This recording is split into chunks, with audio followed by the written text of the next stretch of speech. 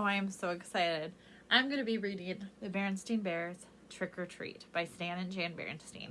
I love the Berenstain Bears. They are some of my favorite stories. They are some of my favorite characters from when I grew up. I used to read the Berenstain Bears and the Spooky Old Tree and Bears in the Night over and over and over again. They're still some of my favorite stories, even though they are super easy to read. And the books I growing up are now taped. I still have those copies of my books. I've had to tape the edge so that they don't fall apart. So I love the Berenstain Bears. So I'm very excited to read the Berenstain Bears Trick or Treat.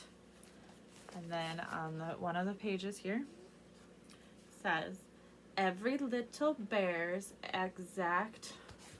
expect a good fright when they go out for treats on Halloween night. So, here we go. The Berenstain Bears Trick or Treat by Stan and Jan Berenstain. The sights and the sounds of autumn were all around as Mama Bear pushed her shopping cart along the path that led to the Bear family's treehouse. The trees and the shrubs were ablaze with color. Farmer Ben's pumpkins stood bright and orange in the October sun.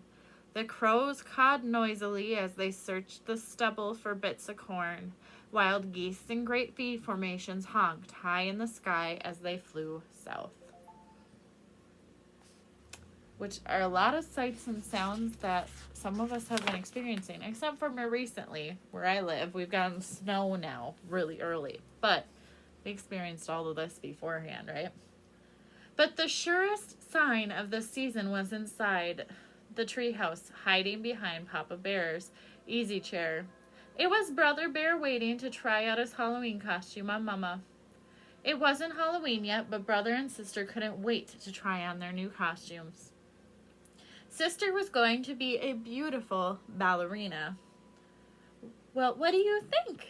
She asked, taking the third position. Shh, said Brother. Mama's coming. Brother had chosen to be a spooky monster on Halloween. He had bought the spookiest monster mask he could find, and Mama made the rest of the costume.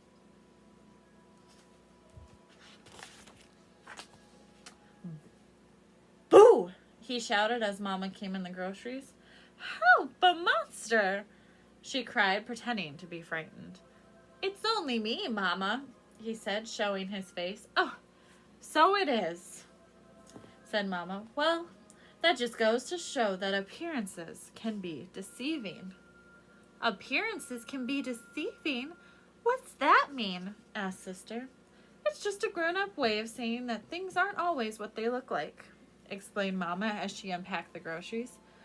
Look, goodies, said Brother. Hands off, please.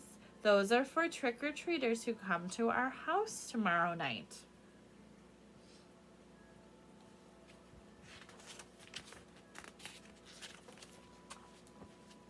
Brother and sister were very excited about Halloween, and a little nervous too.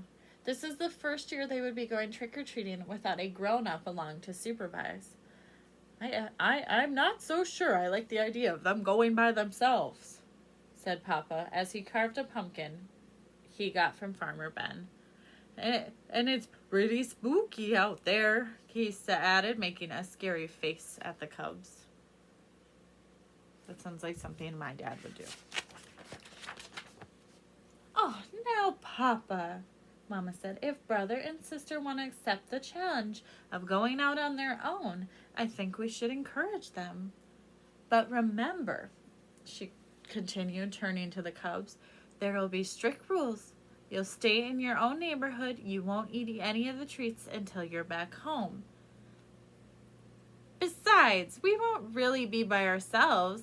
We made a trick-or-treating date with Cousin Freddie, Lizzie Brun, and Queenie McBear. That's a good plan for those who might be going trick-or-treating, to have a plan and be together, right? There, said Papa, putting the finishing touches in the jack-o'-lantern. Then he lit a candle inside it and turned out all the lights. It was pretty scary. I have to get my pumpkins carved. The next day, brother and sister began planning the trick-or-treat route they'd follow that night. Brother got a pencil and paper and made a map of the neighborhood. That way, he explained, they wouldn't miss anybody. Let's see now. We'll stop at our houses first. Ours, Freddie's, Lizzie's, and Queenie's, and then we'll do Farmer Ben's and our sitters and Mrs. Grizzly. Mrs. Grizzly for sure, agreed sister. She usually makes special Halloween cookies. And Teacher Jane, she gives out good stuff. And how about Dr. Grizzly? Asked brother. She's into healthy snacks. I think so, just to be polite. Gramps and Gran, of course. Of course. I remember doing that with my brother. Like, oh, we gotta go up this street. And we gotta come back down it. We gotta go up this street and down this street. I'll tell you one place we are going to miss, said brother, folding his map. What place is that? Asked sister. That one, he answered, pointing out the window at the old Ms. McGriz. It was a spooky, twisted old tree house in a thicket at the end of a crooked lane. We're definitely not going there, he added with a shiver. Why ever not? Asked Mama, who was listening. Why not? Because she's a witch, that's why not, said the cubs.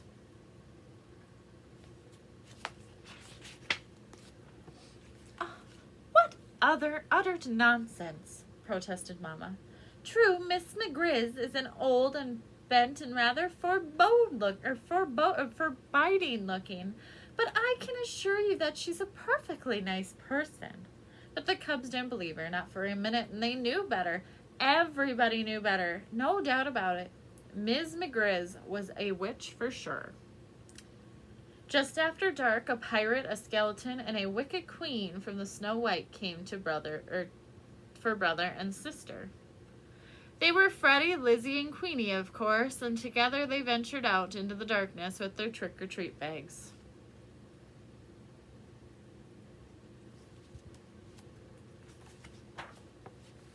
Before they could get started collecting Halloween goodies, they were joined by some worrisome company. Too Tall Grizzly and his gang out for mischief. Too Tall didn't waste any time trying to get brother and sister and their friends to go along with him and his gang. Come on, we'll show you all the goodies and how to have some real Halloween fun, he said, pulling brother along with him. What sort of fun?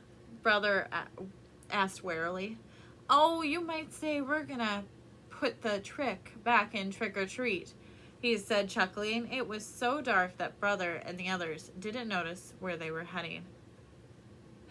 Hey, this is Crooked Lane, said sister.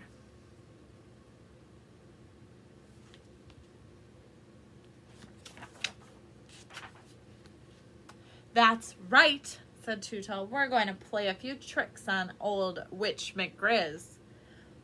What sort of tricks? Asked brother. Her gnarled, twisted old treehouse loomed ahead.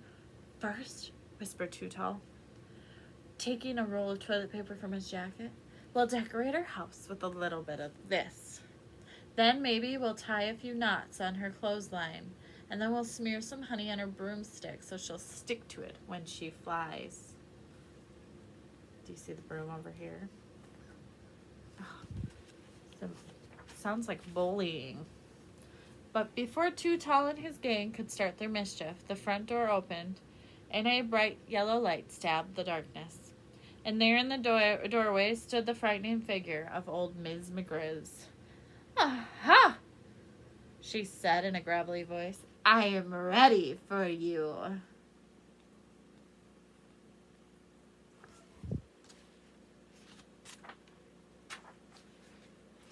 She then led the terrified cubs into a cozy living room, and to their great surprise, there was a big tray of beautiful candied apples, all prepared for Halloween visitors.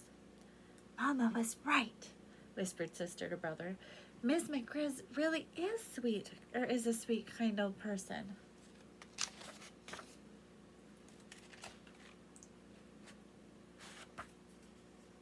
You can try and skip a page.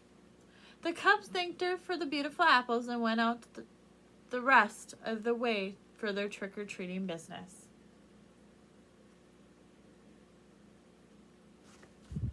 Now I want candied apples. That sounds so good.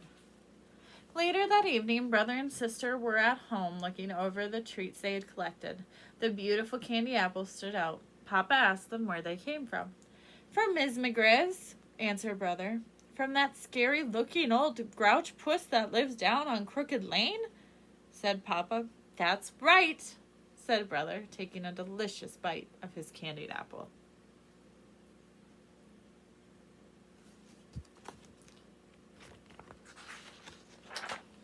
You must really try to remember, Papa, said sister, giving her apple a quick lick.